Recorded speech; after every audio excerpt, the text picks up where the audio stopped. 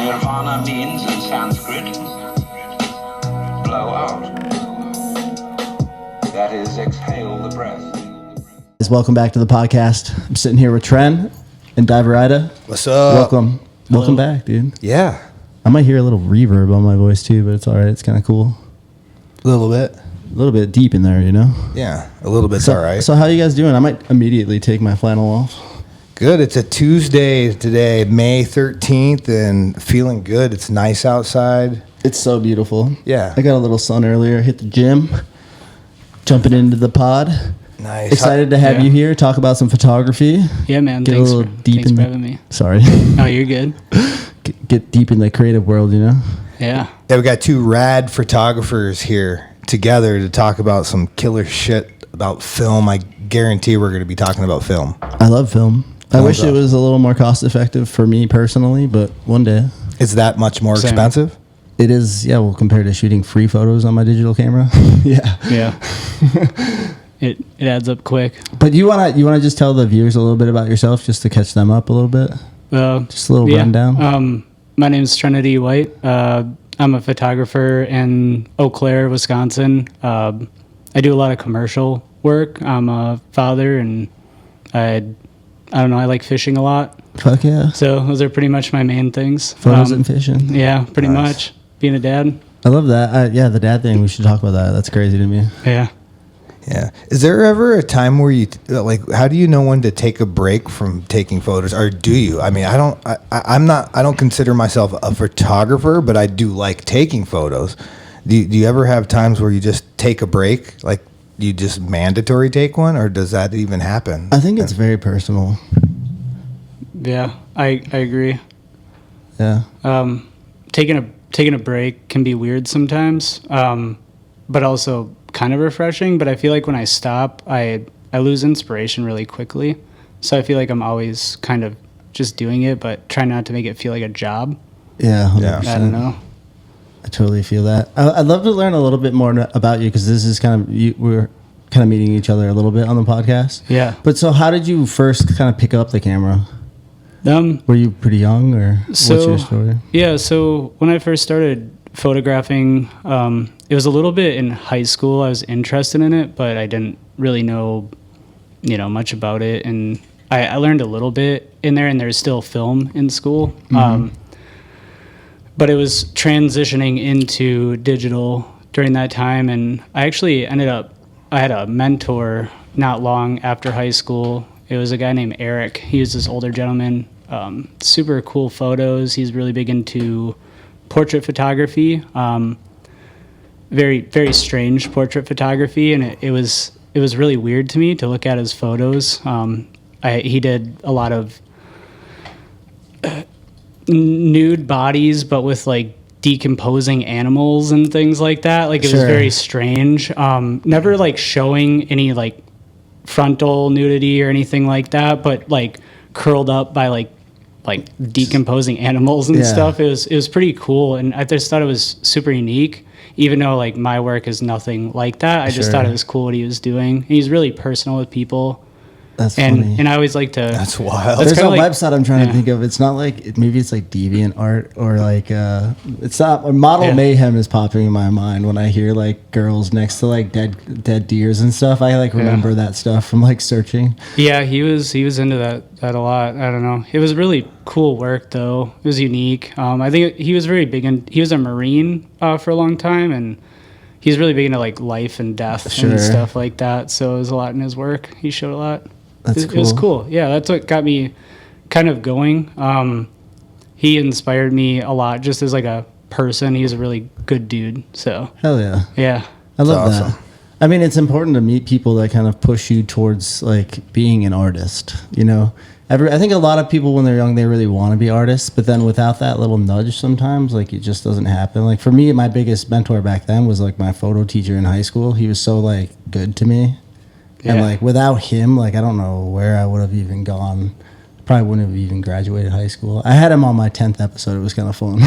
Did he think that you were gonna? Did he think that you were gonna be a photographer? Like, did he say anything about that? He thought I was a maniac. Having him come back in here, he was like, I don't know. And I wonder what he thinks now, knowing that you're actually doing it and putting, and that he inspired you that much. Yeah.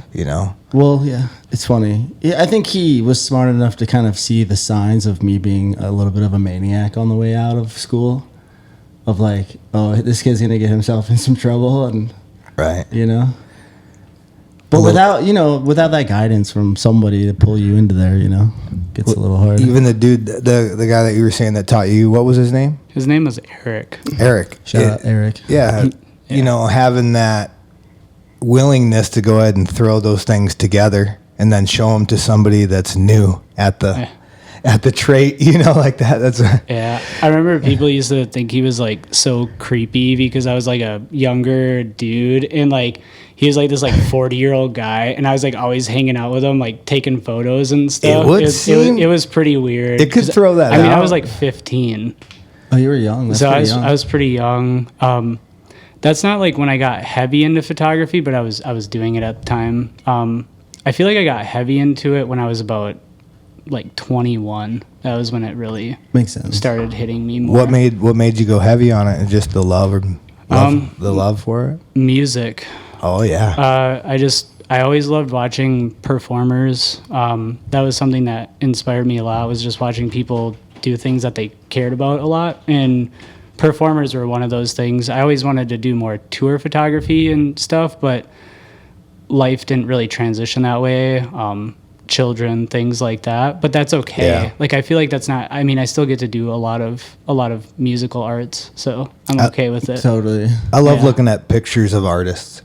I do like photographers out there that like just take a lot of pictures of other artists, especially musicians. I like the photos. Yeah, I like the photos. Photos are such a crazy thing if you really think about it. They Like you can't really break them down into one category, even though it is one thing, kind of. Right. Like there's so many different directions you can go in, so many different styles, and like so many different. You can really pick a path, I guess. You know what I mean? That really speaks to you. Yeah, and until you try it. Does that make sense? No, that does. Yeah, it does. It gets me thinking. Yeah. I start thinking about all the different ones. It's got to relate to tattoos, because tattoos are kind of the same, right? You know what I mean? Like tattoos, like people find their kind of their niche and their groove of what they love about it. Because as soon as you're shooting and it is just for work, it is soul sucking. Like when you're really shooting things you don't care about all day, every day, even if you're making good money. It sucks your soul. If you can get the two to marry together, kind of like making what's the sauce for that breakfast meal, the hollandaise sauce. When you're making hollandaise, you got to take like butter and egg yolk, and you can't get the egg yolk to get hard. It can't get hard, So they call it like marrying it or bringing it together. And when you can find work, I mean, in talking about tattoos, it's the same thing. Like when I'm doing a tattoo, or if you're doing a photo shoot and you're making money, and that's good because it's keeping you going. I mean, you got to keep making money so that you can live and get some more equipment and do that. But it pay sucks. The bills. Yeah, you got to pay the bills. You have to. And if you can get the two to marry together and you can find the happiness, I mean, that's one of my biggest morning meditations is going, all right, I'm going to go do a piece of artwork on somebody. And I want to have that feeling that I get when I just do artwork. Yeah. No, I know what you mean. Yeah. It's flow. It comes down to flow states, man. Breaks down into like being in the absolute moment and like going, the flow of the river trend. Yeah. Yeah, no. Yeah. I mean, I think that's agree. why I got addicted to photography. Is like I'm addicted to being like in that moment. It's like kind of the same thing that I love about skateboarding. I'm guessing you enjoy a lot about people too, because of the type of work that you do. He does. Like you're I feel probably like a really personal person, like to talk to people and get to know them. I'm guessing. Yeah. Well, some people, in photography, you can tell in their work that they connect with people differently. Mm-hmm. And I don't know really how to explain it, but you can just like see it in their work. It shows. I feel like you see some people's work and it's basic. It's just regular portrait photography. And sure.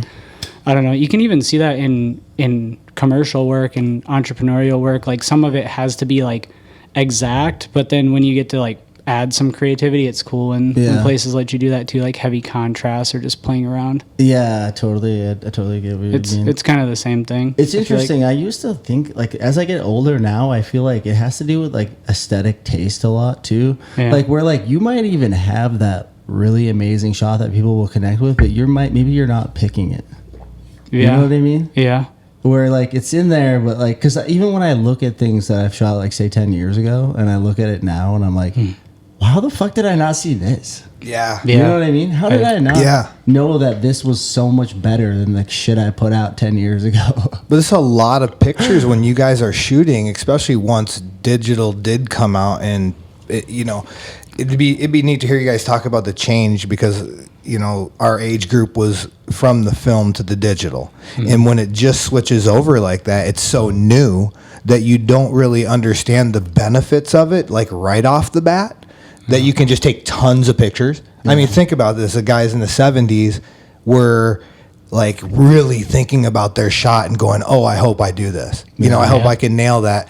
And they were doing a good job of putting together, their formula, right? Yeah. But you don't really know until you look at that film, where now you guys can like really shoot a bunch of pictures, and I suppose you probably have shot too many sometimes and not enough other times, but a lot of pictures. And then when you're going through all those pictures and you're looking at them with your artistic mind, whether it's something that somebody needs for an advertisement, or if it's something for a birthday or whatever you're doing, whatever project, you're like analyzing all these things about those pictures. And then you're talking about years later coming back and looking at some of those pictures and going like, whoa, I didn't see that in there. Is that what you're saying? 100%. Yeah, that's badass and tricky. If I'm being honest, I think one of my biggest fears is that I pick the same shit. And that I'm like, am I mentally in this rut where like it looks good to me, but like it's not that good? I can understand that 100%. Yeah. And so I'm always just. Is that like that's like a fear, or you're like questioning? It is like a fear of mine. Like that, I'm like, it's something that I battle with, where I'm like. But like when I look at your stuff, there's usually a lot of options, and it's like I see what I've been at it long enough now that I see myself picking them, and I'm like, is this right? So do you bend the rules a little bit? So if you find something, because I try to just go off intuition, to be honest. Yeah, that's good. That's a really good thing. Because sometimes the really great ones, they just kind of appear. You're like, where the fuck? How did the universe give me this one? And some days you like to look at different things too, as well as other folks. Sometimes things look neat and affect you in a certain way on a certain day, and then on a different day, it's just like, or maybe it's even more intense. Well, that's fucking. I mean, I feel like emotion definitely affects your photography a lot. Like how you're feeling and going through certain things in your life. So, especially if you're shooting people, I do shoot a lot of people. Yeah, you work with a lot of people. I love working with a lot of entrepreneurial minds, I guess, and I love watching people grow and stuff. But I feel like with portraits, you're getting to know so many people often. I think it's very cool. Entrepreneur. Yeah. It's been entrepreneur. Yeah. Entrepreneur. I love it. Yeah, we even do our own taxes to a certain extent. Yeah. We don't we're not the tax person, but we're coming back in. Well, here we go, coming in. Coming back in. All right. No, I mean, I don't know. I've been an artist like in this world for so long. You meet a lot of people. I think it's kind of like almost like comedy in a sense. Like it's a small niche of us. There's not that many of us really out there to begin with. You know what I mean?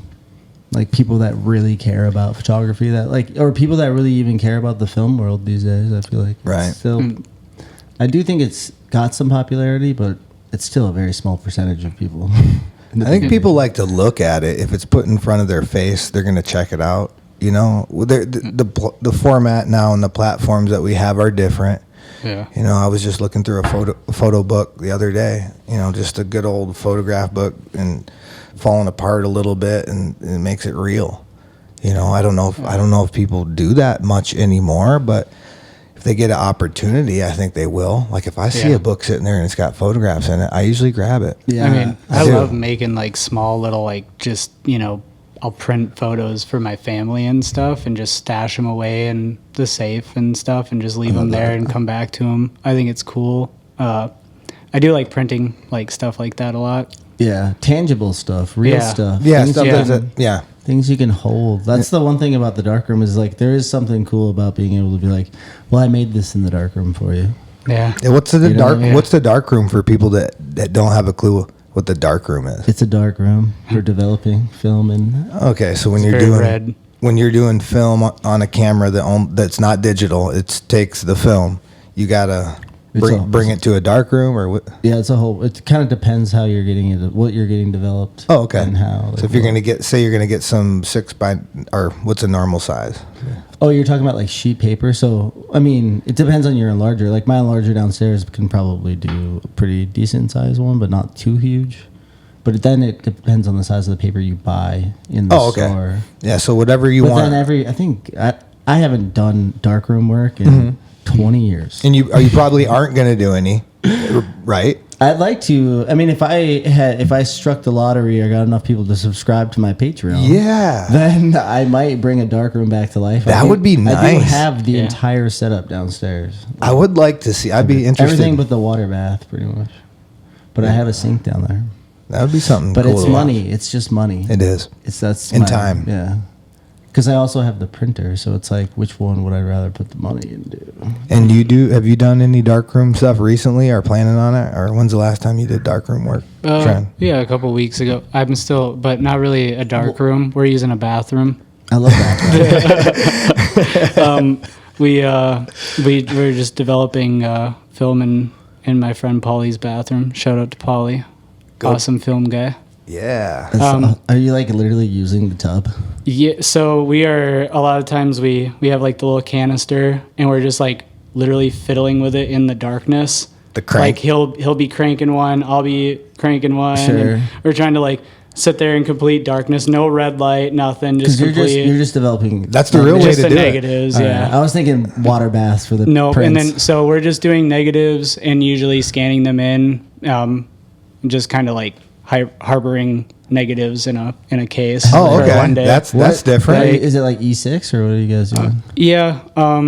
I don't There's know too many of them. But yeah. There's I think that's like the basic black and white. yeah, and E6, and then we're thinking about getting into color a little bit more and messing around with it. But I'm a little Gets a little crazier. and there's just like a lot more chemicals and things to mess with. So just black and white's easy. Really? I mean, it's pretty simple, and it's it's affordable when you want to actually just play around with it and not just be wasting like chemicals and Sure. negatives. It's and also everything. fun. It is. It's super fun. Yeah.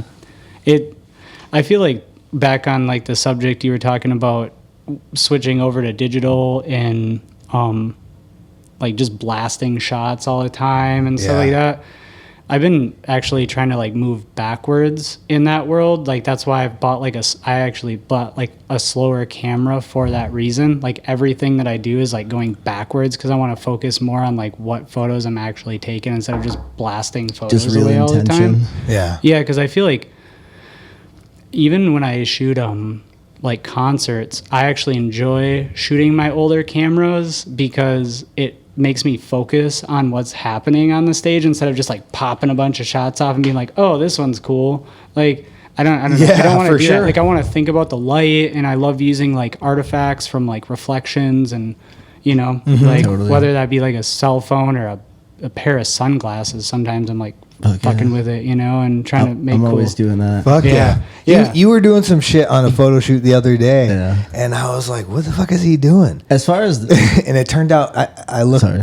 I looked through the photos. Yeah, just quick, I don't want to tell you. Oh, that's what he was doing. yeah, it was that's what I killer. doing. It was Those killer. photos are actually really good. We got to figure those out. Yeah, they are. Even if we just use That's the ones of you. Yeah, that's fine. Yeah. That's fine. Yeah, that was a really good fun shoot. Yeah, just for something Yeah. something new to put out.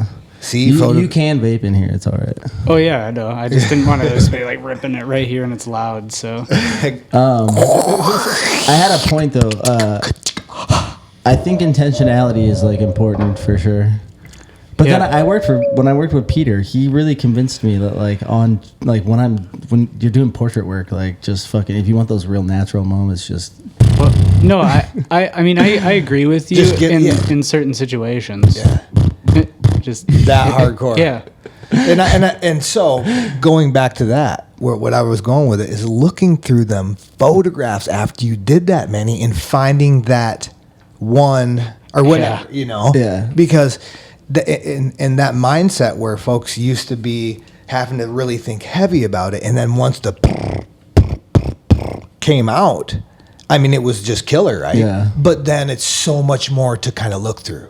oh, I know. Yeah, that's her.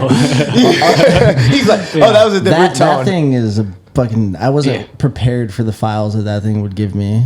Too So, many, too fast. too much space. Like when Yes. every fucking shoot's 100 gigs, it's Wow. like goddamn, Yeah. And I mean, what do you do? How do you fucking work that? I rip through them. You I just don't. get- I mean, that's for gotta me to be get that's over a different like type of art. 3,000 photos in a photo shoot is pretty, What? That's Damn.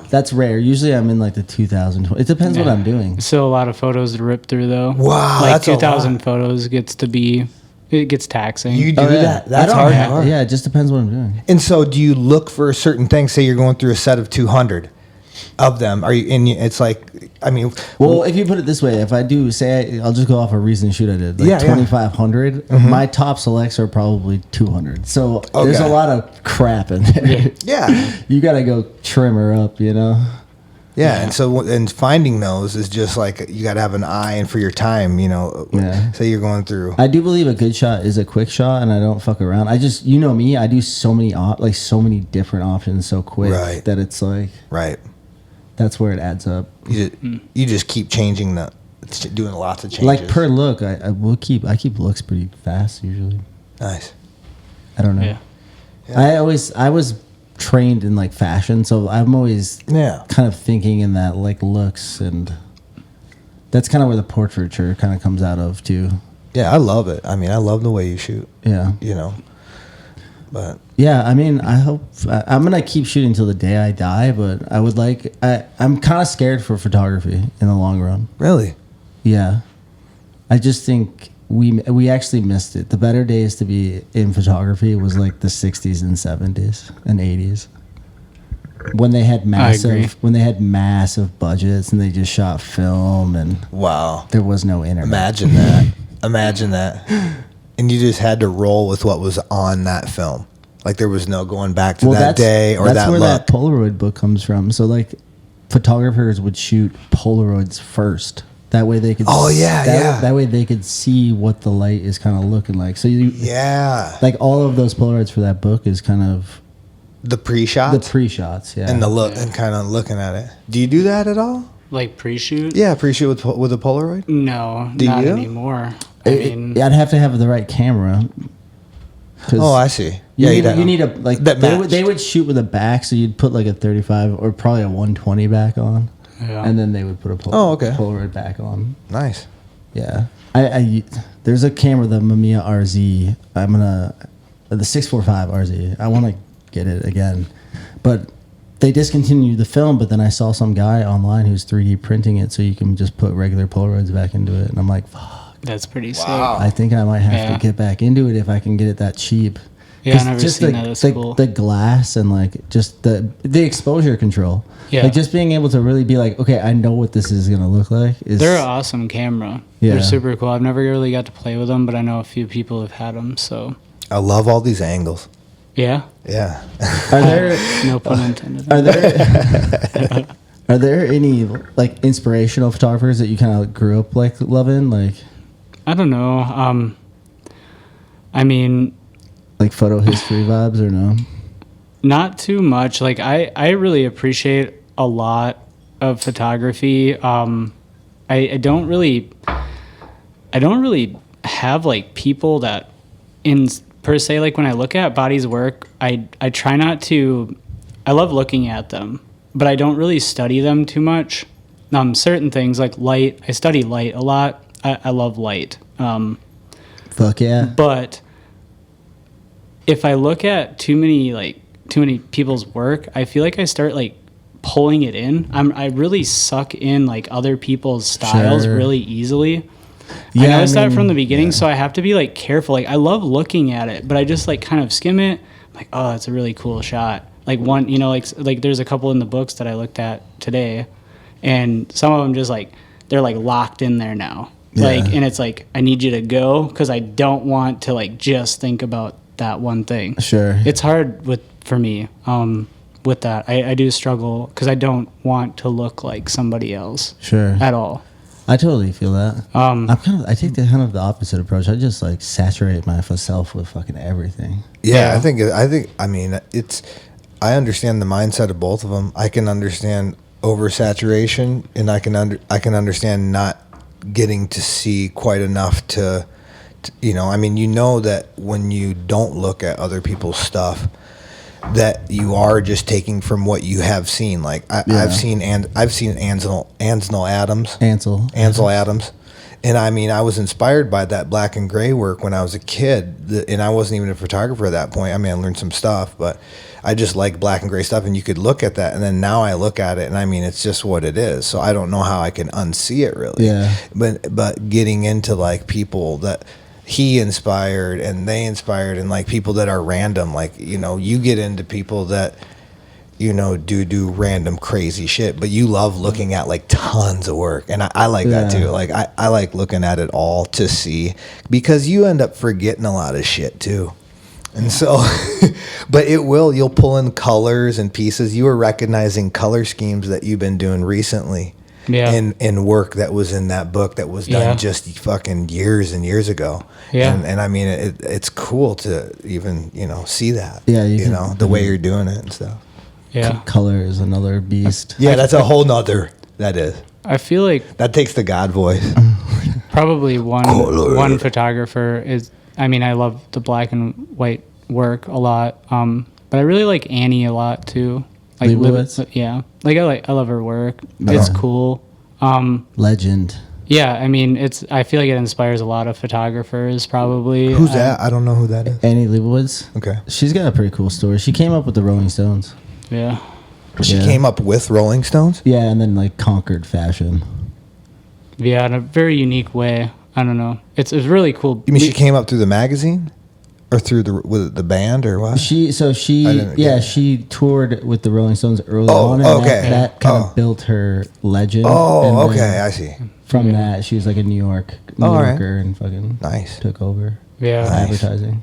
We'll have to look at some photos. Yeah, I'd like sometime. to It's check really that out. cool. The thing about, not to be, Yeah. I do respect Annie to the fullest. My only thing with her is it's like it's kind of, for me, it gets to that point of like overproduced. Yeah. A lot of it nowadays is just like clearly AI and Photoshop. All the It's like- highest end correct. shit is It's like, overproduced. what do you? I probably would say old work, like looking back on a lot of her like upcoming work Yeah. in her life. Some of it is just really unique. I love the coloring Yeah. and stuff a lot. That coloring inspired me a lot too. But again, I don't dig too deep because it locks in Yeah. there. So, Yeah, I totally respect Annie. I dug pretty deep into the photo world, so I've done a lot of like more like art history stuff. and I do like Peter Lindbergh. Peter is one of my favorites. Like that's one that I do enjoy. yeah. Yeah. It's a good one. He's another one like Annie. They just had the dream life for the photographers. They had the budgets and the travel and the rock stars.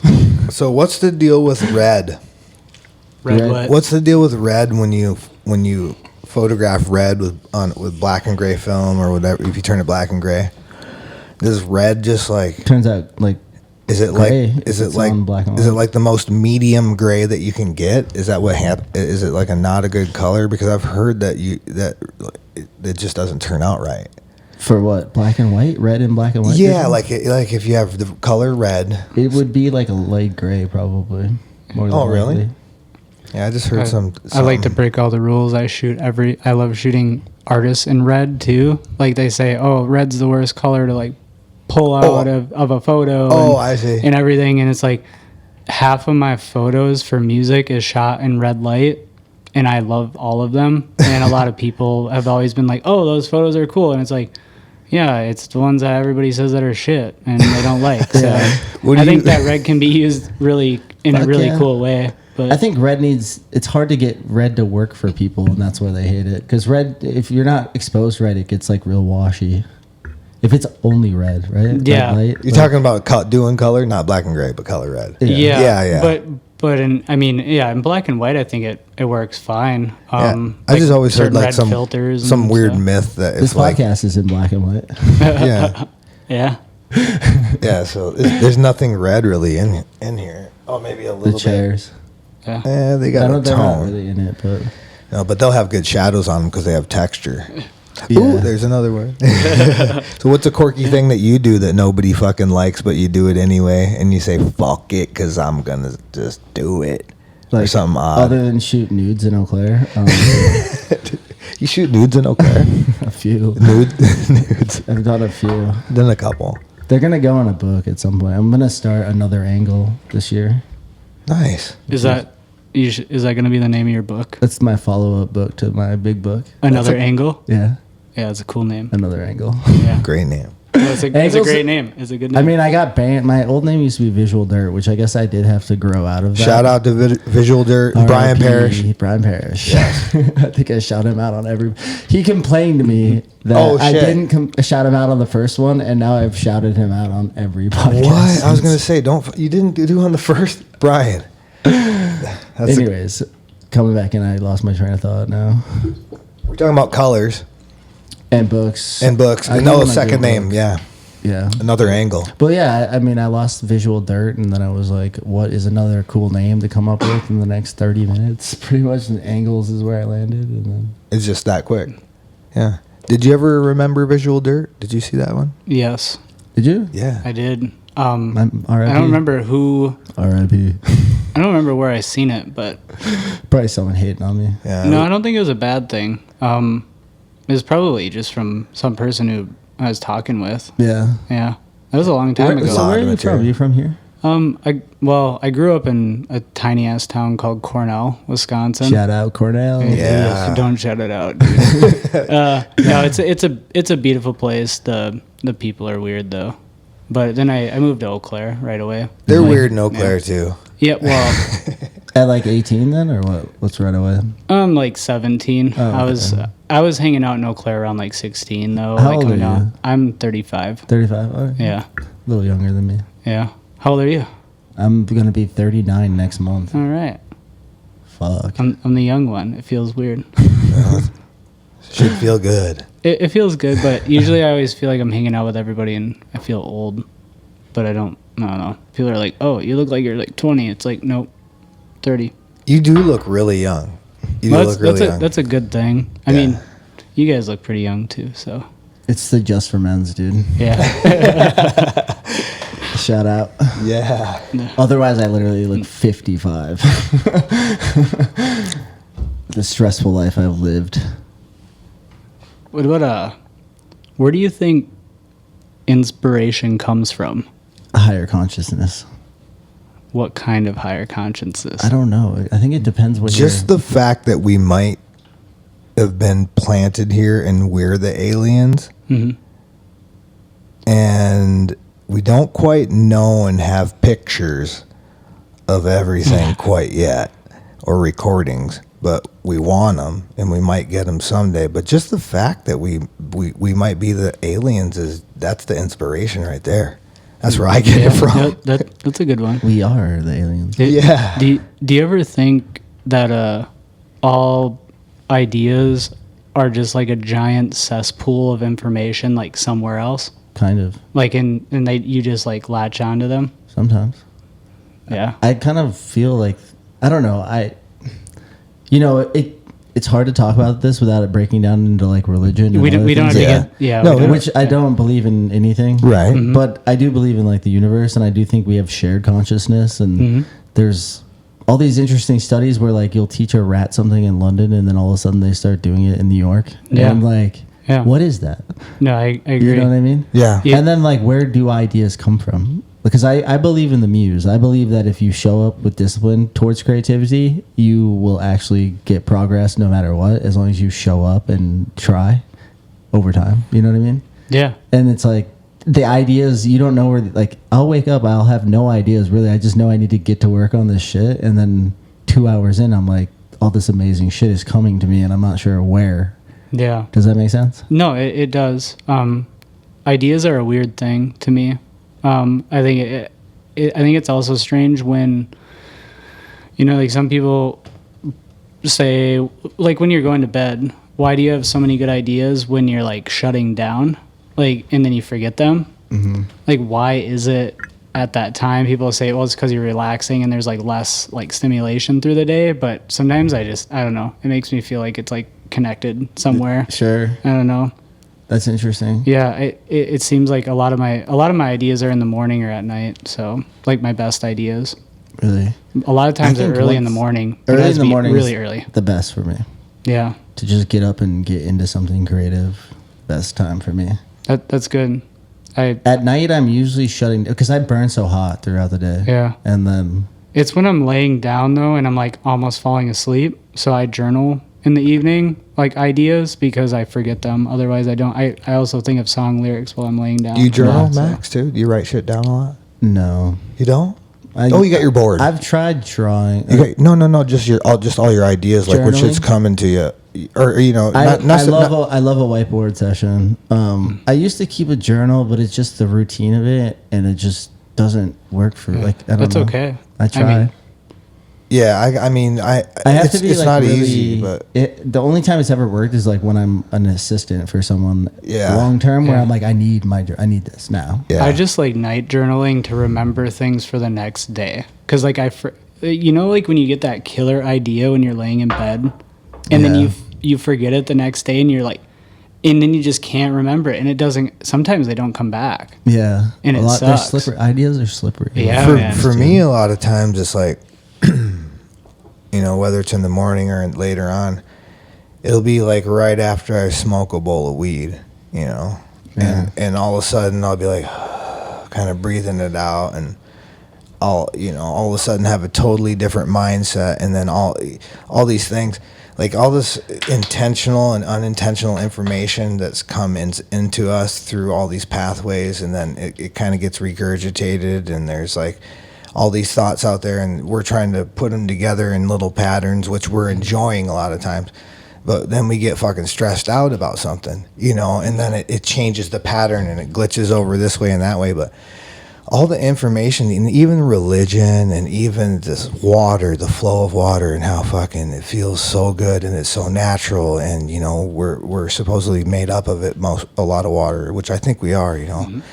Just the fact that we are in tune with that, and we can reach some conscious state, like right now, today, Tuesday, May 16th, or whatever day it is, and just talk about it and feel it, that's fucking fun and art, and whether we're going to be able to chew on it and really fucking know what's going on ever, even if we really fucking see God or something, you know, if we fucking see God right there, we're probably tomorrow going to question whether it happened, even if it really did fucking happen. Yeah. Yeah. So Well, I just think that'll happen. Even with a fucking bunch of homies, bros like this. Yeah. I think tomorrow if some fucking, and it happened like some crazy real thing that was real, and we felt it, and like we would still tomorrow be like, What was that? what was that? And Yeah. and so the fact that I'm going to question all this shit, it humbles me, and it tells me to sit the fuck down and just lay down and put your feet in the ground and feel the water, feel the rain, and fucking and try and be patient. Yeah. And you know, go through your ups and your downs, go through your shit that you don't like, that you hate. But I think this information that we have and all this stuff, it's a lot of color, man. It's a lot of color. It's a lot of smells. It's a lot of things to hear. Our fucking heads are all ringing. Yeah. And we're getting older and stuff, and that's cool too. You know, we're trying to find a groove. Everybody's out there has the same things. We all got boogers. We all got all the shit. But just knowing that we're here now and that we got tomorrow, that's fucking cool, and that's good. Fuck yeah. You know, Hell yeah. That was deep. That dude. was very deep. hoofty.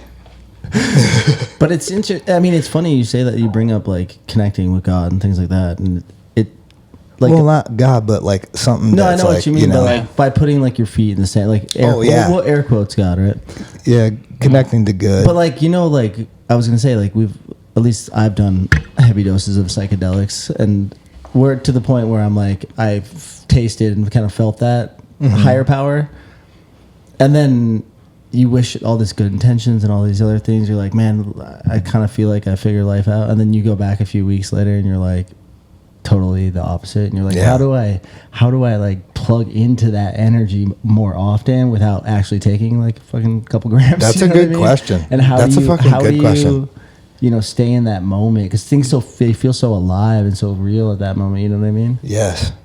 I don't know if I Yeah. went too side questy, but No, that's No. good. No, just how to get back to that moment where you actually felt open and you felt in tune to a really enjoyable part. Yeah. Like you know 'Cause that. even when I'm doing my best creating, I really do feel like it's with love. It's like with intention and kind of love, like open Yeah. heart to being creative. Like you're not making great art if you're like pissed off or closed off. You know what I mean? Yeah. Yeah. A lot of time when you're making art, you don't really necessarily know what's going on with it. You're just, you're just willing. Channeling. Yeah, you're just Yeah. you're just willing. You know, It's you're it's willing like that to flow move state and that you're talking about. Yeah. like you're just flowing and you don't even know really what's going on. It's kind of weird. I mean, it really does come to that. I think it does, because it's just like breathing. You know, you can work out and then you're going to breathe hard, right? Yeah. And don't try to not breathe hard. Don't try to not breathe hard when you're Yeah. working out. Yeah. But that is a thing to do. I mean, I've worked out before and been doing this really hard shit, and then here I'm trying to do my yoga breath, like really slow, deep breaths, where other times I've worked out and been like like that. So, it Yeah. does, Breathing is very meditative too, though. It is. We always talk about breathing on the podcast. Just going back to the breath, you know? Breathing's a good thing. It makes the blood flow good. Yeah, yeah, get those ups and downs. Hallucinogens do open your third eye in that sense. Some people have good experiences at first and then don't later. Some people have a bad experience late or not. Or what was I going to say? Opposite of the two. It's like you just never know what's going to happen with that kind of Yeah, stuff. it's all energy and intention. And It is, yeah. And if and you're around good environment. vibes, it works out good. And like I've had some really, like I've been like, where can I've never been able to go back to those places. Sometimes it's been so good that it's a memory inside of my head. And then other ones I don't want to go back to. Like I had times where I was freaking out looking at artwork, Yeah. and it was like talking to me, and my state of mind it was like somewhat had darker intentions. So I was seeing like horns and teeth and like H.R. Geiger like airbrush stuff, and so my mindset wasn't right, and that wasn't me. I mean, I'm like a loving dude. I'm trying to do that, but it was coming out. Yeah, that's what it's all about. Sorry. No, you're good. I feel like I can't do them anymore, like psychedelics. I don't know why. So we've all done it. So Every time I've tried it later on in life, I feel like it's too intense, like too much is coming out, and I don't like the way it makes me feel. Yeah. I feel like it almost like changes my mindset like too much. Yeah. I don't know. Maybe it's like a Have you done any of the microdosing? yeah, a little or bit, only but like not real any time dosing? recently. It's been a lot of years. Because I've been the sober for a long microdosing time, doesn't like fuck you up and make you trip. But No. it's awesome. Yeah, I mean, A little bit I of it. experiment with a lot of herbs and Good for stuff, the brain. but Trend's hardcore on yeah, natural shit. I just don't. what kind of herbs? Well, I mean, one of my favorite herbs that kind of helped me through a lot of anxiety and issues was I used a lot of ashwagandha a Oh, lot. okay. I Oh, my love it, God. but you got to be like careful with it because That's the stuff that goes up your nose? Right? no, Oh, no. Oh, I was thinking You're of thinking of the medicine, the tobacco shit. Snuff? Or No, the stuff they blow up your nose. Yeah, I can't remember the name. Oh, I what know is you're it? I talking actually about, too. did it recently. What on is on it? my last trip. Holy fuck! My whole everybody watched me do it, and I just crumbled, dude. It was so fucking intense. Was it like It wasn't K2 or enjoyable something? at all. It's fine grained tobacco that they blow up your nose. Yeah. And That's like snuff. It is literally exactly what you think it's gonna be. Yeah. It's a nightmare. Oh my gosh. Yeah, I don't think I'm gonna try that one But either. ashwagandha. Yeah, what- tell me ashwagandha. Yeah. It's a nootropic herb, so okay. it works. It works in effects with. It's a adaptogenic herb too, so it's used a lot for. Well, so what's really cool is they've found it with like in tribes, like little baggies and stuff, like with psychedelics next to it, or like THC, whatever. They think that they used to use it for when they would travel. And your body gets really stressed out from traveling, like whether that be like different viruses or bacterias, different things like that, and they would use ashwagandha to help the body adapt to new stressors in your life. Sure.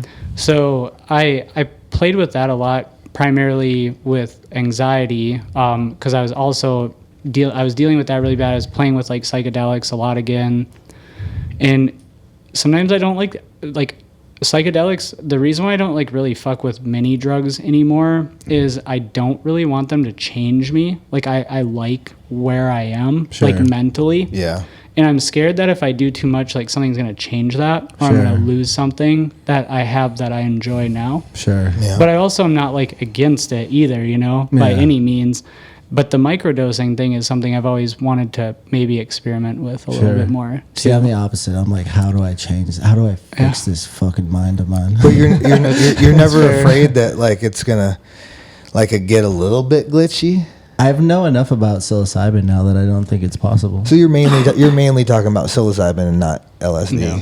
Yeah, I think LSD is still actually proven to be very beneficial Yeah. and good for you. Yeah. I mean, I think if you're prone to being schizophrenic or you have other things, like Right. I'm not worried about my mental health like completely collapsing, but Right. I think the benefits actually outweigh for me, because when you do, I like psilocybin because it's all about neural pathway growth. Right. So it's like you go through a heavy trip, and it's all because you're shooting lightning. It's like It is. You're creating all Yeah. these new pathways. Yes. And you look at everything so different. Like Yeah. usually, even if it's really intense, if I do it maybe once or twice a year, I see. And then I love people more, and I love life more, Yeah. and it's kind of like weed too. Like weed makes me like just so much more empathetic and nicer. But then Right. sometimes I feel like an addict. So Well, I mean, being nice can be addictive. yeah, And so, if you have something that makes you be nice to people, it would be that way. yeah. What's up with that weed you got over there? Oh, I got. Yeah. Beat. But yeah, Yeah. I've had I get inspiration a lot of times when I burn a little bit of weed. I mean, I'm not trying to fucking story about it happens that way, but I instantly write shit down, and I draw a picture, or I do something like that, make a plan, and then sometimes I learn to go hard on it, like right when the inspiration comes out, I'll really feed it and give it my all in a certain sense. Yeah. And knowing that in about an hour or two, or however long I spend on it, it's going to get to, a possible even physical irritation. Like if I'm drawing on an iPad, or if I'm playing a guitar and you haven't warmed up or something like that. And then next thing you know, your fingers are, a little bit cramped or something. Sure. Something's going on. And then you don't want to lose the inspiration after that. That's why it's nice to lay it down a little bit and just feel it out, because you just had that moment where you felt like something just flowed out of your mind. Yeah. And it a lot of times it is inspired by what we see and hear and listen to. Like, I mean, just acknowledging any type of change around you, whether it's intense or not, like I was talking about taking time lapse earlier, I'm not as badass of a photographer as these two fuckers here. They're badass, but I love taking photos and I love art. But recently I've been doing the time lapse and the slow-mo, and I feel that sometimes, like, I feel like this is a weird. photographer now. Well, I feel like this is weird and stupid, kinda, right? But then I gotta say, fuck it. No, I don't. No, I think No, I don't. You know. that's the world we live I mean, in it's not now, stupid to me, but I'm just like, well, it's just something slowed down or something really fast. We're like sitting around a fire. It's cool.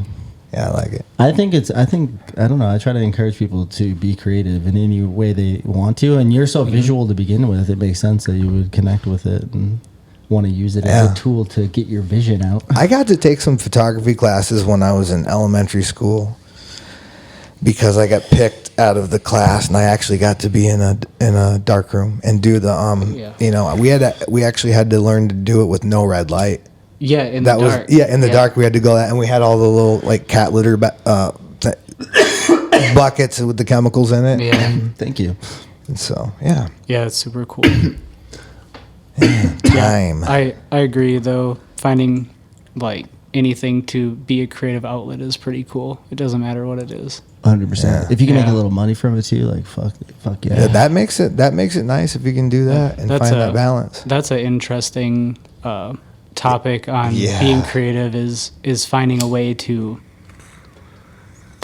make money with something that you care about without it turning into a weird dynamic there too. Like 100%. it's a super difficult thing that I feel like a lot of people struggle with. They just want you to sell your soul in the end, you know? Well, and a lot of people though can't even seem to find a way to even navigate into a market to do something they care about. So then they just end up doing something they hate. Yeah. And then they do this as a hobby, but they're so miserable doing something that they hate, they can't even excel at something that they're actually really good at. Sure. You know, that's a frustrating topic actually of mine. Photography is a very frustrating business. It is. You know? Photography is hard to make money at. Yeah. Like, it is a very difficult job, to make or a career to make money. Yeah. Like if you are not in places like London or New York, and like you can make money and have a good life. Yeah. But if you want to be a famous photographer and do mass jobs, like those are the places, like the big cities. And those are shrinking by the day. They are, but it's still, you're going to have a lot better chance photographing there than you are in a lot of other places. It all depends about what you want to do. Because you could make a couple $100,000. Well, it'd be hard in Eau Claire. This is not a big enough market. You'd have to hit the cities and Chicago to really make it work. Yeah. But like, senior portraits, weddings. I mean, I know people around here that make semi-decent money doing weddings. I know a couple who do weddings that they are insane. Yeah. Like the amount of money they make off of weddings, it's rad. But it's not for me. Not for me. It ain't happening. Yeah, you guys would be the baddest at. You guys have done weddings before. Yeah. And I know you have, and you're badass at it, but just not. That's you guys are pushed towards really trying to be good photographers. I want to do. But I want to do weddings with a budget, so it's like there you go. Yeah. Same. I usually do friends of friends, or is like somebody, like if somebody knows somebody pretty well and I get to meet them, like I do a couple weddings a year. Yeah. And I mean, I care about, like it's a weird dynamic because like I don't want to say I don't care about weddings because like I do care about the people and what they're happening. And honestly, some weddings can be really like fun to shoot. 100%. But some people just want like cookie cutter, like one way, and that's why I don't really work in that industry because I don't want to just go in there. Like the last person who hired me was a really good friend. He's a musician. He's a drummer. He's like, I want you to capture it the way you see the wedding, and he still paid me what I. And that's like the only way you'd get me at a wedding. Yeah, it's like I want you to be a homie. No, to like. I don't like doing other people's style work. Like I'm not the photographer. Oh, your style. Oh yeah. I'm not the photographer for like your wedding, but like if you want like something really unique and the way you see it. If someone hires me, no matter what I'm doing, no matter how dumb or lame I think it is, I'm gonna give you the best that I can.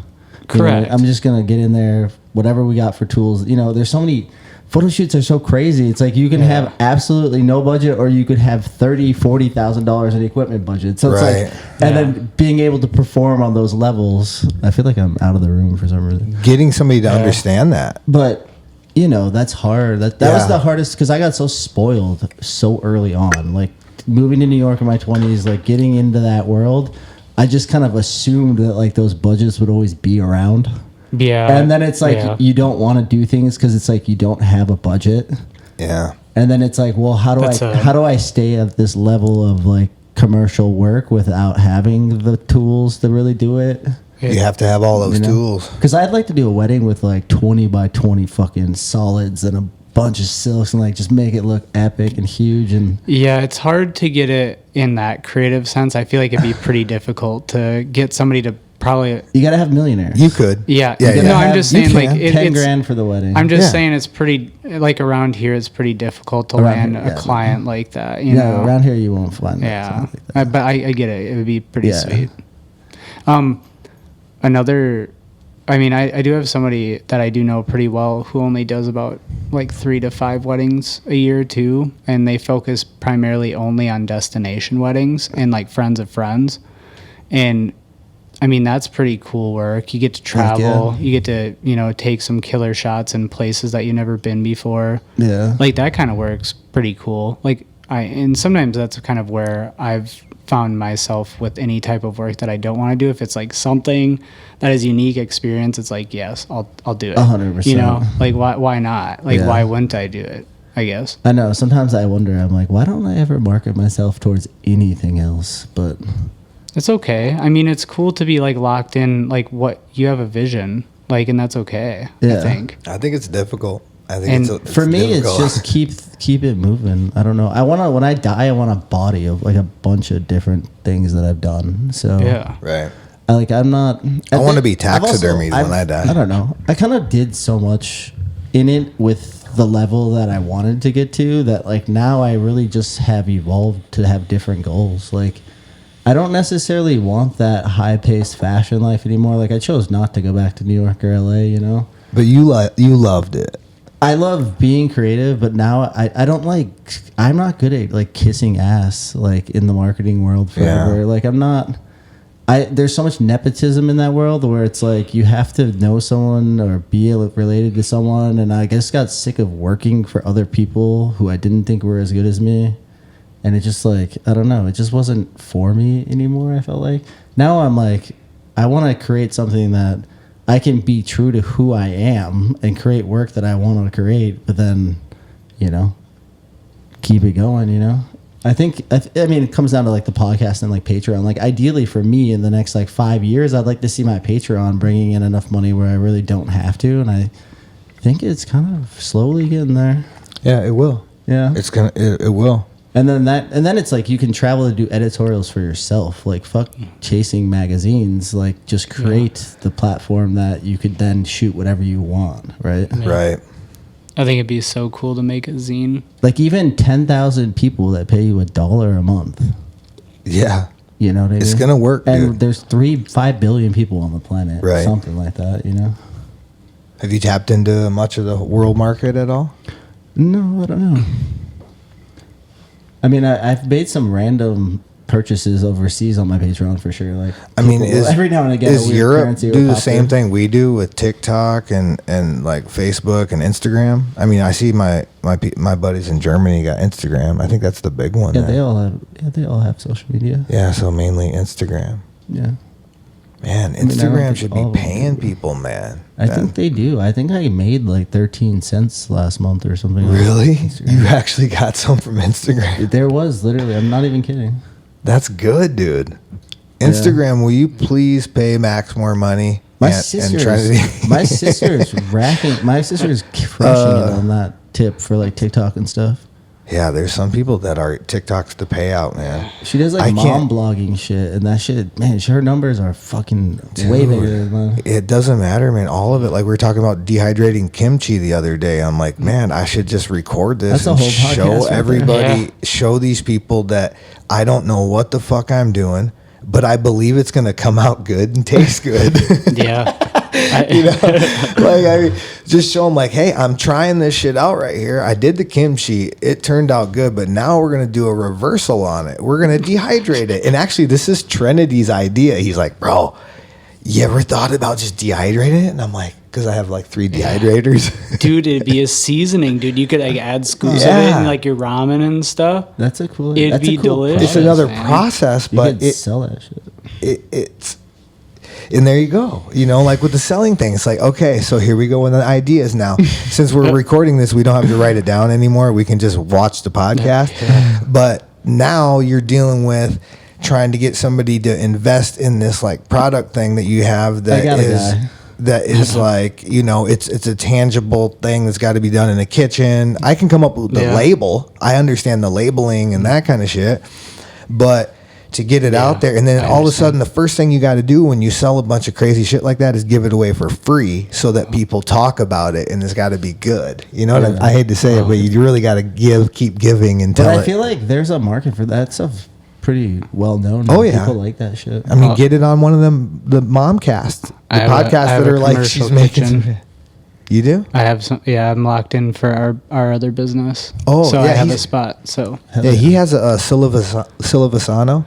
Yeah, it's a nettle. That's Emily's baby though, not mine. Oh, this isn't the one you're talking about right now? No, I'm just saying that's Emily's shout baby. Shout out to though. M and Silvasano. That's her thing. Yeah, it's pretty cool. Burning nettle. Can you tell me a little bit? Or nettle. Yeah, so stinging nettle is a pretty cool. I don't like to call it a weed, but everybody says it's a weed. It's a ditch, you know, grows in the ditch all the time. You run into it. Call it a weed, man. Pisses off your legs, makes your legs itchy, hurts, makes your kids cry. Yeah. Nettle is pretty interesting. We started using nettle a long time ago. We were eating it a lot. You can actually like rinse it in cold water, saute it. It kind of tastes like it's like better spinach. Like it's really sweet. It's really delicious. And that is a podcast right there. Yeah, and then you can make yummy tea out of it. And so we started Emily came up with this idea. She's like, her father was big into like helping people with pain and things like that, and her whole family is like that. They all are like chiropractors or something, or like massage therapists, something in that world, nutritional, whatever. But she was like, yeah, I'm gonna like infuse this in oil and try it and give it to some of my family that has pain issues, and try it on joints, because we were reading a lot about it for quite a few years. And she ended up making it, and it was kind of weird because at first I thought it was like placebo, and I was like, am I just like thinking this stuff is working? Because I was like taking it for like allergies, like eating capsules of it, whatever. And then I realized that it's amazing for like arthritis. I play a lot of guitar, and like I get a lot of pain in my wrist. I don't think I have like severe arthritis or anything. I think it's just like I don't stretch enough and stuff. So I started using it on my wrist a lot for guitar playing, and then giving it to my dad, and it kind of turned into a business because people were just like, hey, can we just buy this from you, because we want it all the time. That's a great sign. Yeah. And I use it all the time. My wife does too, and I could go on about Silvasano, and I love it. It took me a minute to figure out how to say it, but now that I can say it, it's like that's because everybody thinks it's Silvanesso. Like the no, I don't. It's Silvasano. Silvasano, dude. Silvasano. Oh, yeah. Silvasano. You look like a Greek person, I do. kind of, or like a Roman. I'm Tuscan. I'm Tuscany Italian. Are you? Yeah. I can show you my 23andMe right now. My grandma on my dad's side, grandma on my dad's side, her last name was Anesi, and then we have Gambini in our family. That's a cool name. Anesi and Gambini, and then whenever you do the 23andMe, they track the human genome, and right in Tuscany, which is Rome, I think. Yeah. Rome is right Tuscany there. is really beautiful. But I'm just a dude, man. I'm just a dude in Eau Claire with my homies here, talking about art, like trying to get through the hard things in life. You know, there's things that pop up in the middle of all this fucking cool art that we do that really fucking affects the art and everything. And you can see it, you know, in other people's art. You start looking deeper, and like you said, you come back to a piece that you looked at a long time ago, and all of a sudden you realize that's happening to me a lot in my mid 40s. where I'm looking deeper. And I thought I was looking deep in the beginning because I was into like MC Escher. You know, I love Escher. I love Escher, and like I said, I went through the weird H.R. Geiger stage because I liked airbrushing. Sure. And he was, you know, I didn't really like all the poppy West Coast. You like kinda, that weirder, patterny, weird shit? Well, I didn't really like. I mean, when I was younger, like in a negative way. Guys, this is how I talk. No, the biomechanical. You know, he did. I mean, there wouldn't be any. Is it not Terminator? But what's the movie he worked on? Alien. Oh, okay. Maybe I was thinking of Alien. someone else. He is his design is the alien on Alien. Oh. Terminator. Those dudes are crazy. Yeah, but he's a. I think he's. I don't know if he's Russian or German. Geiger. Really, a lot of wild phallic stuff. A lot of dead babies in his airbrushing. But I found out his airbrushings were really big, and then I was looking at them in a book, and they were only like 3 inches in the book. So it made sense to me. You know, there was so much detail and shit with the white and airbrushing. I really liked the airbrush when I was younger. That's the thing about the time before screens and the internet. Yeah, it's like my fear is that these are all just going to go away sooner than later. Maybe. Well, don't be afraid of it. Maybe. Don't be afraid of it. But it's not going to go away. But No, people I think carrying it might. You know, it takes 2 generations of people to just like not give a fuck about books. Yeah, at you're all. right. You're right. It could. It might turn into relics, but I don't think it's going to disappear though. There's still going to be like this group that keeps it alive. Yeah. Because there's something about tangible goods that you just cannot let go. Sure. Because like I But do you agree think it could people, die out though. You think I that agree. people will be? You think that we're raising generations that are going to be able to let go of tangible goods? Like it's Think not even about going to be a thing to 500 them. Like years Yes. ago. yeah, I But- think so too. But I also have a weird thought that things are moving backwards as they're moving forward. I kind of feel that way too. And sometimes. sometimes it makes me feel like it won't go away because I see a lot of things change really quickly going forward that I'm like, fuck, like what's going on right now?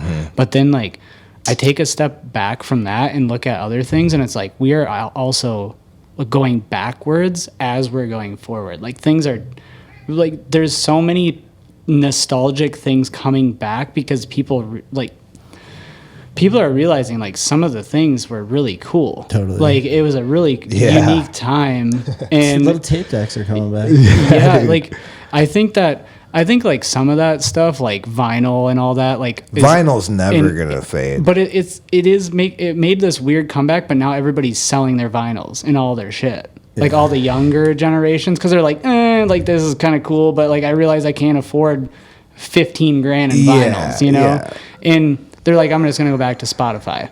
But there are a certain amount of people who are like, oh, like I actually want to collect vinyls again and keep into it. But you know, it's weird. It's a weird industry, and I don't know. I do see things going backwards. I have hope that some things will go still. I think- analogs coming back. My cat turned the fucking thing on. Oh, dude, you sound crazy.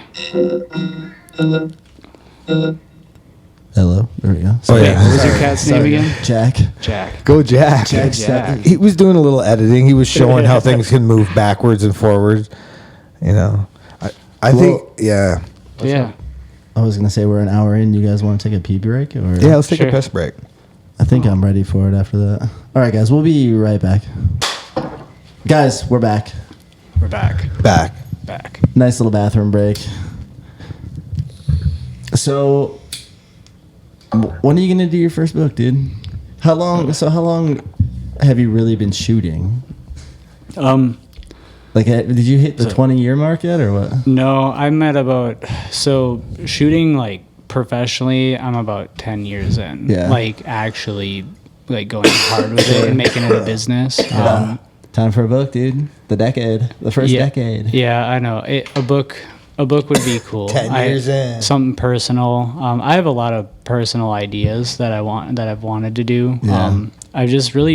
I've been really busy in the commercial world. I just kind of fell into it, working with a lot of businesses and stuff. Sure.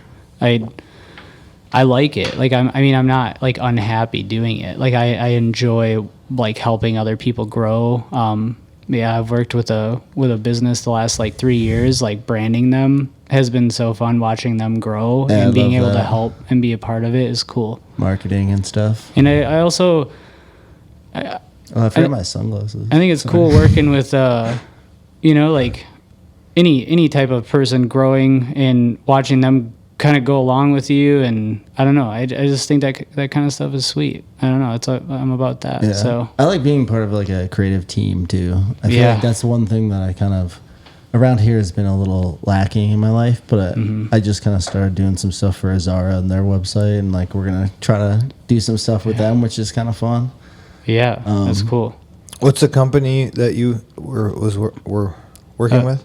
The one's called Midwest Fragrance. They yeah. they make like they actually started as like a candle company, but then they expanded and they actually are like they're like worldwide right now with like fragrances, like all their like they create their own, and it's a really cool place. And the girls there like the HR girl like Nat is super cool.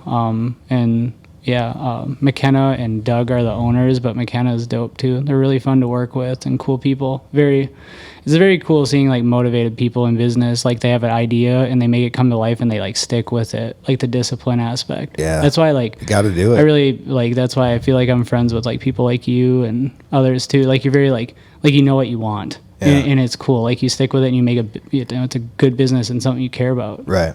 Like I like that. Yeah, I think it's nice to find that. It's hard. I mean, I've worked for so many clients that have just been awful to deal with. Who are you They're working with almost now? worse. Who are you working with now? You're doing the same thing? Well, right now I'm contracted with Azara, so Oh, yeah. I'm doing all What is of- the, yeah, that's, It's just I'm doing like some creative direction, like website. It's more like website and design, product design stuff. nice. The Yeah. product is Whatever they want, really. Yeah. nice. Yeah. Nice. I mean, I've done, I don't know, like even these, like I'm doing like a little shot of this, and then I'm looking at it, I'm like, it's just an empty container. Like, I guess Shout you can out show to the Azara. sticker. And, Yeah. But you it's just designed products. that? No, I didn't design that. Oh. But if you go to AzaraVape.com, I designed the whole website. Nice. Yeah. Yeah. Branding, it's cool. Yeah. I mean, branding's fun. Yeah, like it's it's fun. fun doing that, especially like when it's like a little taste of like your idea, you know, and you make it come to life. Yeah, I that's think it's kind of cool. the fun part of it. Yeah. Because I like doing, I'm at the age too where I don't necessarily have to be the one creating. Like I like doing creative direction too, and like kind of just pointing things in the right direction versus like actually having to do all of it. Yeah. You know? It's a cool part about having a team. Yeah, exactly. But you know, it's just you're a little limited here, but I think with the internet and like if you can figure out a way to just open up your content to the rest of the world versus like kind of being stuck to have to deal with everybody here, it gives you a lot more freedom. That's kind of my big picture is like how do you make photography work with the internet? Yeah. So you can have your own ownership of it. I love shooting food. Food is cool. Like I'm really big into food. Fucking huge. I know it's a weird world though because it's a weird saturated market world too where it's hard to do it remotely. You should just become the next Bourdain. Yeah. I think You are actually the next Bourdain, dude. Food's dope though, man. Like photographing food, I love like working with like chefs. Like that shit's so fun. I love the stress Yeah, of you work it. with- Like I love them yelling. I love the complaining, the fucking cussing, all of it. Like it's so fun to be around them. Yeah. Like they get, I feel like I'm good in that world because I don't take shit to heart either. So Totally. yeah, nice. yeah. Who did you work with that was doing food? Like somebody recently? I mean, I've worked with a lot of different chefs. Like, one of the funnest ones that I got to learn a lot of stuff about was when Chef Amy was doing stuff at the Lismore, and they used to do like these. It was like the butcher's dinner, and it was like these people came in, and it was like all meat based, like different meat dishes and stuff. But then they'd like, yeah, it was super fun to just like. I don't know, being like you got like 20 like different cooks in the kitchen just like screaming and there's things happening. Like I don't know, it's a cool world though. There's a lot going on. Like I like that stuff. I have a lot of respect for food. Food in itself, like made with that kind of intention, is like such an art form in itself. You know, I agree. just a well-oiled machine. Yeah, seeking out more chefs would be something I would like to do in the future. I worked my way up from a dishwasher all the way to a line cook. And then I, prep chef for a gourmet restaurant, and I got to be part of it. It was one of the best experiences ever in my life. Just learning to love onions, because I hated onions. I like onions. I did hate onions as a kid, and I did too. I'm a firm believer it's because McDonald's didn't prepare them right. And so That's now later in life, I learned to love onions through being a chef and then watching them, just Dude, you and your sweat. wife are great cooks, dude. Yeah, I love cooking Like, food. your guys' food is always delicious. We need to have a barbecue one of these days. Yeah, we do. We're going to be out on the river next weekend on Sunday. I think we're going to do another podcast out there. Say hooray. I think it would be Let's a lot hear of it. fun. I think it's totally doable. Hell yeah, It's doable. You guys hearing my left and right click out? Can you hear that or no? No, That's just me. I heard the train though. Yeah, the train sounds awesome. I had something really interesting to say, but it's completely gone now. Oh, no. I know. Anybody going to go look for morels, mushrooms? I probably won't. It's that time of season. Yeah. I learned something this year. I should have known this already, but I'm just going to give all the listeners a little code, a little cheat sheet. But when you're looking for morels, if you don't know what an elm looks like, because they're under dead elm trees, it's the one that kind of looks like broomy and whiskey. And so if you're ever looking for killer mushrooms, you have to find a dead elm. Usually there's other trees, but most of the time it's a dead elm. I want to find an arrowhead. Oh, I have found one. I found multiples. I heard you guys talking about agates earlier too. I Yeah. used to hunt agates. Tren is an agate hunter. He found a really nice one this last weekend. I mean, I don't know how nice it is because I haven't seen the whole thing. Sorry. But he actually sent me a photo of it. I guess I got a photo instantaneously from Tren, and that's pretty badass. Yeah, it's the biggest one I found, but not the coolest. That other one I found with you on the one bar that one time was still the coolest one. Like those. And you're gonna find crazy. cooler ones. Like Yeah. it's gonna come. But I want to find some gold. they say there's gold. There's finite gold here. You can pan it out. You Yeah, got to get yeah. one of them sluices. Yeah. My uncle. You got to be a has been doing sluice that. goose. Have you? Yeah. Dude, I went down a rabbit hole one night. Sometimes YouTube, I'll just be so bored. I'm like, what's something new? And I went down just these crackheads like mining for fucking gold out on the West Coast. Just like their whole they were day. finding little They were fucking finding nuggets. it, dude. They Yeah. were finding it, dude. You can. It's Yeah. a real thing, man. We go Uperlite hunting here. That's like, we go. You can go agate hunting. Obviously, Tren. You get into it, right? We'll The yeah, agates? just agates. Like we'll set like hours of the day apart, and we'll take our kids and we'll have like drinks and all these like fun foods that we talk about, and just go out there, and we just look down on the ground and we hang out with each other like. Kind of 10 15 feet sometimes you can like his wife will just cruise off, she's gone. Yeah. And then Trent and I will like stay chilling and chum, and then he'll be like, what's this? I'm like, I don't know, fucking leave her right. He's like, really? I'm like, yeah, just leave her right there. Yeah, That's but so I'm just trying to funny. learn a little bit about the rocks because I don't know. I know that you don't know them all either, but you know more. Oh, than I do. don't. There's no way. And But There's a so lot much. of rocks out there. there's so many. But Dude, I think it's just like honestly being out is just like one of the best things in my life. The last like 5-6 years, I've spent a lot of time just being outside and like camping and being on the river and like, dude, the that's where best. it's at, man. Like I love like the busy noise of everything, but yeah, It's the best. it's pretty cool. Thank you guys for zone coming tone. tonight. yeah, Yeah. you're welcome, man. Thanks I for wish we having could us. go a little longer, but we're an hour and 17 minutes. That's in. good. This is That's good. a good This is time. good for the first one. Yeah, I appreciate it. Do you dude. want It to tell the people where they can find you? Yeah, I mean, you can, my website, it's just trinitywhite.com. There's a ton of work on there, and then my Instagram is Tren.is.okay. So, I love that. yeah. It's awesome. Yeah, that's all I really got. Sweet. You got a plug? You want to plug yourself? Man, this is diverida Yeah. on Instagram, diverida on Facebook. You never know who's a new listener. Yeah, no. Killer musician. I've been getting action from being on the podcast. Have you? Yeah, there's people checking shit out. I like that. Liking my pics. I like that. Yeah. People are Keep it seeing the going. content. That's I what don't keeps me create. going. I don't put enough stuff out there. I need to be encouraged somehow to keep just like doing it and posting it, Because like I'll go down a rabbit hole of editing or something goofy like that, and then I'll just set it off to the side and not put it on there. I've been in a rabbit hole of not because my posting. head, I'm like trying to time it with the music because I love putting the music to the fucking deal, and I like doing all of that. And so I don't care if it's got to be 3 minutes or whatever long. You know, I just want to get good at just putting the whole package together. Yeah. But I haven't quite mastered it where I can do it quick. I want to be able to just take my video. Just gotta let it go. I do. I'll figure it out. Let it go. I'll keep ripping it. know. And I It's probably have hard. to get a TikTok then. Just because Rick Rubin it. Yeah.